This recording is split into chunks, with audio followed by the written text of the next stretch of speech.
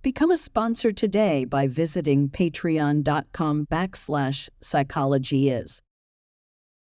It's an interesting idea that we don't always have to know how something works to know that it works. And this is something I think can be helpful for some people, especially who are kind of like us and who are just not gullible, who don't fall for fancy descriptions of why things work. If you find something and you know that it works and you can't explain exactly how, the mechanisms by which it works, still use it as a tool. Yeah. And then, some of us are going to be curious and motivated to explain the mechanisms by which it's working. But, you don't have to know, for example, the specifics of how deep, slow breathing activates the parasympathetic nervous system to be able to feel a sense of relaxation as you breathe deeply and slowly. So those are my two reflections. So let's talk more about courageous self-care. Yeah. What are some examples of what you mean by courageous self-care? Or I'm sorry, is that what it is? Or courageous needs? Yeah, courageous self-care. Yeah. Courageous self-care. And to your point, really quickly about the relationship piece, again, it doesn't necessarily mean it has to be something that is super, super violent or bad or big. To add to kind of my story, right? Growing up the way I did and knowing that my mom was very overwhelmed, so I kind of pulled back. One of the things that when my husband and I first met each other, he would ask, like, where do you want to go tonight on a Friday night? And my response, because of the ways that I was, adapted in childhood, would always be, whatever you want. Where do you want to eat? Wherever you want. What movie do you want to see? Whatever movie you want to see. And finally, at some point, my now husband kind of gently took my hands and was like, look, I'm asking you what you want, because I really want to know what you like. I want to get to know you. But if you just say what I want, then I'm just dating myself. And that was a really beautiful way to kind of wake me up to that pattern without it being, like, this isn't working for us. But I had no idea that was what was a positive pattern in my childhood doesn't work in my adult relationship. Right. So it's something really as simple as that can just be that shift, but it takes awareness and it takes a little bit of humility, right, and compassion to have those conversations. And I do think it's really important, though, that we when we are, and oftentimes for helpers, healers, and change makers, it's not until we're uncomfortable or we're having some issues or we're noticing some symptoms that we start to investigate these things. And my suggestion is that we do this preventatively. This is the work I wish I had done in my MSW program before I became a social worker in the world, right? So that I would have really had this foundation to then work from. But when I talk about the courageous self-care, I kind of have 6 domains or 6 kind of areas that I break it down into. The first, and they're all R's, and someone asked me if I did that on purpose. I didn't. I just happen to work in education, so my brain works in acronyms and alliteration. It's catchy. Can't help it. Right. So the first is to remember and reconnect. Really, and when I use the word remember, I mean to bring back together, the opposite of dismembering, because often in this work, we have to separate our personal lives and our professional lives. Sometimes that's a really good boundary for us because we might work in a occupation that's really dangerous, right? Like if you're a prison guard, you want separation from your work and your personal life. The challenge with that is that it when we are separating those parts of our lives that are majority of our life, right? We work all day and then we're with our family all the rest of the time. That can really cause a split within us and a misalignment within us that we may not notice, but at some point we start to realize we are code switching, we're role switching, and that takes a lot of energy. So it's really about remembering parts of our bodies, our lives, our ethics, and our work, while also reconnecting to our purpose, our passion, and our people. Often when we start to do this work, again, because we are working with heavy content or we're trying to protect ourselves or the ones we serve, we can find ourselves getting disconnected from folks in our lives. And that can be a challenge. When you're doing this kind of heavy work, you want a contrast with your friend group. You don't necessarily want to be talking about that work all the time. So really that remembering and reconnecting.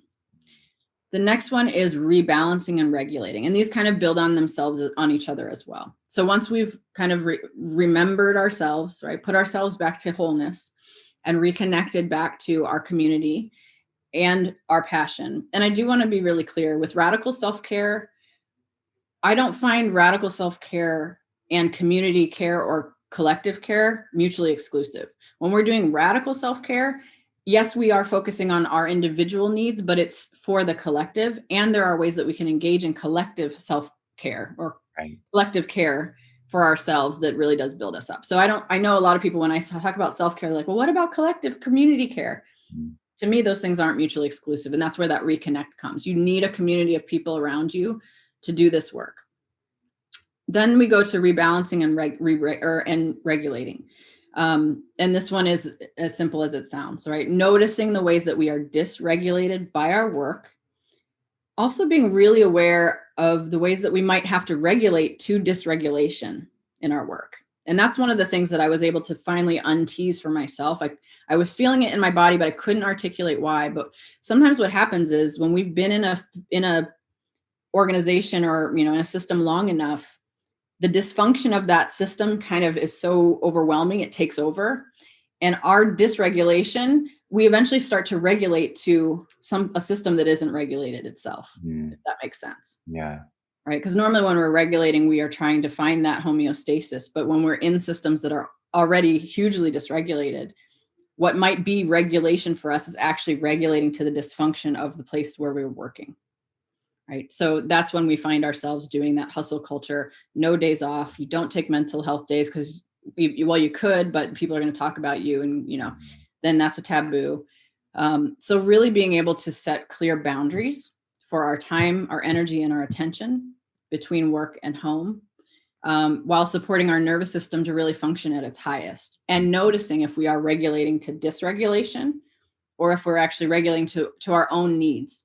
And part of this work, like a practice, would be like earthing or forest bathing, right? Where your body really gets to regulate to nature, and that is a normal cadence, not regulating to a school board or this new jail system or anything like that. Just to add a quick note on that, I just want to really highlight this because it reminds me of a quote by the Indian philosopher Jiddu Krishnamurti, who said, "It's no measure of health to be well adjusted to a profoundly sick society." And I think that is just important. And often we do become well adapted to abnormal situations or circumstances or systems. And it's important to remember that often the anxiety you might be experiencing under certain circumstances is a sign that the circumstances are off, not that there's anything wrong with you whatsoever. And I'm aware that we can't simply walk away, when it's like our job and we need to make ends meet and all that. We can't necessarily walk away from dysregulated systems, like you're saying, but to kind of prevent ourselves from succumbing to just being adapted and like in the jail example, I think this is what it means to be institutionalized, to become fully adapted and be more used to living under that system than a more natural way of life that is true to who you are. Yeah, absolutely. And the way you put it reminds me, like the reason I came up with that awareness or that understanding was through one of my foster children. I've been a foster parent to five young people and two of their babies. But my oldest, who is now 27, when I met him, he was 15 and in juvenile hall. And it wasn't until he was 19 that he came to live with me. So he had been in juvenile hall and in, ranch program and other things like that. And then once he got out, he came to live with my husband and I. And it was interesting because he had adapted. He was institutionalized. He had adapted to the institution. He's the cleanest foster kid I've ever had. He would make his bed military style before he got out of bed, and he would go to the bathroom, do his thing, and clean the bathroom every time he used it. Like, it was spotless. He would, he was used to that institutionalized piece. And it took a while for him to acclimate to being in a family. And he would even say, I feel more comfortable in a cage than I do in a family, which was heartbreaking to me. Yeah. But that was what reminded me that, his system had found homeostasis, but it had found homeostasis in a system that was not helpful or healthy. Exactly. And unfortunately, he's 27 and incarcerated again. And I think that's just because his nervous system is regulated to incarceration, and it breaks my heart to say that. I thank you for sharing that. And I witnessed this. I work in a jail, and I sometimes, I almost hate to say it, but I feel like sometimes I'll be working with somebody and they're about to get out, but I can tell that they're not ready to readapt to life outside the jail, and that it will be very easy. It won't even actually feel all that intimidating, the idea of going back to jail. In some sense, there's a level of comfort with it because it's what they're used to. And so Yeah. it's kind of predictable that a person, might be back soon. And it's unfortunate. But it requires like a pretty deep transformation to, like you're saying, like rebalance and regulate. So yeah, okay, good. So we have remember, reconnect, rebalance, regulate. Mhm. Okay. And then Our rituals and rhythms. Mm, And again, once we have really understood where we are, we've reconnected and remembered why we got into this work in the first place. We're reconnected to our people, our passion. We are regulated and rebalancing. And I will say sometimes rebalancing, you said we can't quit our jobs, but sometimes rebalancing does mean get out, sure. like get all the way out. Right. And find, you can always be a social worker in some other area, but maybe not in this area. And that's totally fine as well. That doesn't mean you're a failure. It doesn't mean you're a quitter. It just means you're recognizing the clear boundaries that you need for your health. And that's awesome. Yeah. But with rituals and rhythms, again, with rhythm, recognizing that energy is a vibration. Vibration is life, right? I'm going to sound a little woo-woo when I get to this part, but recognizing that the rhythm of our nervous system gets disrupted when we are experiencing trauma and vicarious trauma. And we have to, sometimes we're not aware of that dysrhythmia until we're, our hair is falling out, or we can't sleep, or we have infertility problems because we're losing so much weight, or right, like host of things that I've heard from fellow helpers, healers, and change makers. And the way to kind of bring ourselves back into our natural rhythm is through rituals, I believe. So really finding those routines in our life, the parts of our life that we can kind of make a little bit more stable and structured, and then bring in a level of ceremony, a level of ritual. And for me, I mean, there are actual indigenous rituals that, have kind of a whole milieu around them. When I talk about ritual, I just mean bringing purposeful intention to a process that you're doing. So for me, I make coffee every morning. Sometimes if I'm not in a mindful space, I'm waking up, I'm doing it while I'm doing other things. I'm checking my phone, blah, blah, blah. And then I have my coffee and I'm good.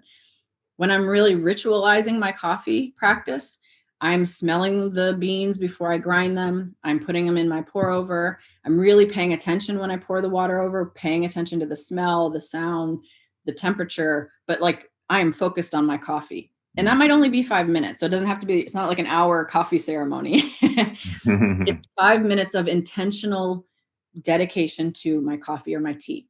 Yeah. And I also talk about creating rituals around home and work.